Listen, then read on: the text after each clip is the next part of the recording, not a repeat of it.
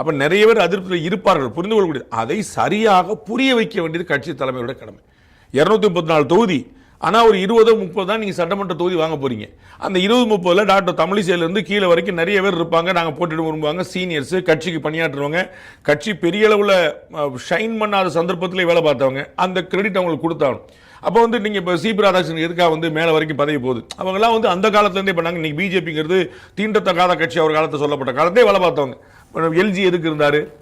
அந்த மாதிரி ஒவ்வொருத்தருக்கும் ஏன் அவங்களுக்குலாம் கவர்னர் பதவியெல்லாம் கொடுத்தாங்க? அந்த மாதிரி கணக்கு பார்க்கலாம். அப்போ எல்லாருக்குமே கொடுக்க வேண்டியிருக்கு.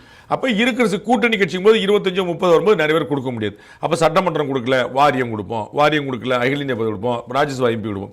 இது மாதிரி ஏதாவது மாற்றி சமுதாய பிரதிநிதித்துவம் பார்க்க வேண்டியிருக்கு.